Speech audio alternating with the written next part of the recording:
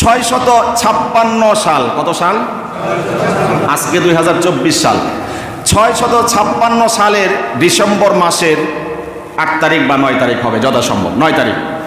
December মাসের 9 তারিখে একটি বিপ্লব হয়েছিল অনাকাঙ্ক্ষিত, এবং এটির উদ্দেশ্য প্রণোদিত ছিল। ওসমান রাদিয়াল্লাহু তাআলা আনহুকে সেই 656 হিজরিতে জুন মাসের 17 তারিখে কতল করা হয়েছে। বিদ্রোহীরা কতল করেছে। তারা নামাজি, মুনাফিক নামাজি, এটার বিবরণটা দিতেছে। এবং হত্যার যে ধরনটা ছিল, শর্ট করে বলছি, হত্যার ধরনটা ছিল মুনাফিকরা, এই নামাজি মুনাফিকরা, উসমান রাদিয়াল্লাহু তাআলা আনহু কোরআন পড়নেওয়ালা ছিলেন, কোরআন পড়ারত অবস্থাতে ছিলেন। ছাদের উপরে উঠে তারা আক্রমণ চালিয়েছে, এবং আক্রমণের বিবরণ এসেছে ধাতব লৌহ জাতীয় রড দিয়ে তারা মাথায় আক্রমণ করেছে, পেটে আক্রমণ করে উসমান রাদিয়াল্লাহু তাআলা আনহুকে শহীদ করে দিয়েছেন, এবং রক্তগুলো কোরআনের মধ্যে লেগে গিয়েছে। বলা হয়ে থাকে এই কোরআন, রক্ত ভিজিত কোরআন, এই কোরআন সহ, রক্তে ভিজা কোরআন সহ উসমান রাদিয়াল্লাহু তাআলা আনহুকে আল্লাহ রাব্বুল আলামিন হাসরের ময়দানে উঠাবেন। আল্লাহু আকবার। এই যে একটা অনাকাঙ্ক্ষিত দুর্ঘটনা ঘটে গেল, এটার জন্য বিপ্লবীরা এবার আন্দোলন শুরু করলেন, ওসমান হত্যার বিচার চাই।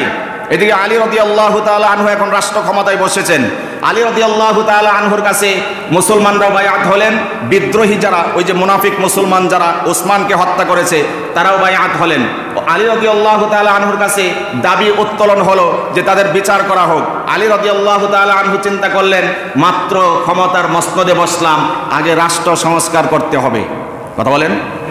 তিনি এই চিন্তা করলেন, এবং বিদ্রোহী জনগোষ্ঠী ব্যাপক হওয়ার কারণে সাথে সাথে রিয়াকশনে যেতে পারছিলেন না, যার কারণে তিনি অপেক্ষমান ছিলেন, অপেক্ষা করছিলেন। অপেক্ষা করতে করতে অবস্থা এমন পর্যায়ে দাঁড়ালো, এদিকে আয়েশা রাদিয়াল্লাহু তাআলা আনহা এবং জুবাইর রাদিয়াল্লাহু তাআলা আনহু, তালহা রাদিয়াল্লাহু তাআলা আনহু সহ 3000-এর একটি টিম তারা চলে গেল বসরাতে। সেখানে গিয়ে তারা দাবি আদায়ের জন্য অপেক্ষা করলো। এদিক দিয়ে আলী রাদিয়াল্লাহু তাআলা আনহু খবর পেয়ে 20,000 সৈন্য সামন্ত নিয়ে চলে গেলেন বসরাতে, এবং কাকা ইবনে আমেরকে সমন্বয়ক হিসেবে পাঠালেন। তিনি যাওয়ার পরে আয়েশা রাদিয়াল্লাহু তাআলা আনহা বললেন, আমরা রক্তপাতের জন্য আসিনি, যুদ্ধ করতে আসিনি, আমরা শান্তির বিনির্মাণের জন্য এসেছি। এই খবর চলে গেল আরেক সমন্বয়কের মাধ্যমে আলী রাদিয়াল্লাহু তাআলা আনহুর কাছে। আলী রাদিয়াল্লাহু তাআলা আনহু এই রিপোর্ট পেয়ে যথেষ্ট খুশি হলেন, যার পর নাই খুশি হলেন। অবশেষে আলী রাদিয়াল্লাহু তাআলা আনহু হেদায়েতের বয়ান দিলেন। গাজাগরি কথা বলতেছি না, রেফারেন্স লাগলে নেবেন আমার কাছ থেকে। আলী রাদিয়াল্লাহু তাআলা আনহু এবার হেদায়েতের বয়ান দিলেন তার জাতিকে উদ্দেশ্য করে, এবং তিনি এটিও বললেন যে আগামীকালকে আমরা সবাই এই ময়দান ছেড়ে চলে যাব, শুধুমাত্র যারা ওসমানকে কতল করেছে, হত্যা করেছে, তারা আমার সাথে যাবে না। এই কথা যখন এলান হয়ে গেল, তখন আব্দুল্লাহ ইবনে সাবা মুনাফিক সহ অন্যান্য মুনাফিকরা ঐক্যবদ্ধ হয়ে একটি চক্রান্ত করলো। তারা ভীত সন্ত্রস্ত হলো, যদি আমরা তার সাথে যেতে না পারি আমাদের উপায় নাই। এই কারণে তারা রাতারাতি চক্রান্ত করলো। প্রথমে তারা টার্গেট করলো আলী রাদিয়াল্লাহু তাআলা আনহুকে হত্যা করতে হবে। বিষয়টি তারা বুঝতে পারে নাই যে এটা সম্ভব না। যখন বুঝতে পারলো এটি সম্ভব না, তখন তারা ফজরের আগে, কিসের আগে? ফজরের আগে ঘুমন্ত মানুষের উপরে আক্রমণ চালিয়েছে মুনাফিক আব্দুল্লাহ ইবনে সাবা এবং তার ফলোয়াররা।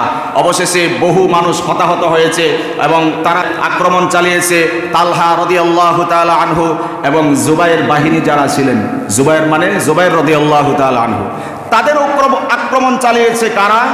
ওই যে আব্দুল্লাহ ইবনে সাবা মুনাফিক, যে নামাজও পড়তো, আবার উসমান রাদিয়াল্লাহু তাআলা আনহুকে হত্যার পিছনে যার দায়বদ্ধতা ছিল, সেই মুনাফিকরা এসে ভোরবেলায় ফজরের আগে আক্রমণ চালিয়েছে তালহা রাদিয়াল্লাহু তাআলা আনহু এবং জুবাইরের বাহিনীর উপরে। তারা আক্রমণ চালিয়ে চলে গিয়েছে।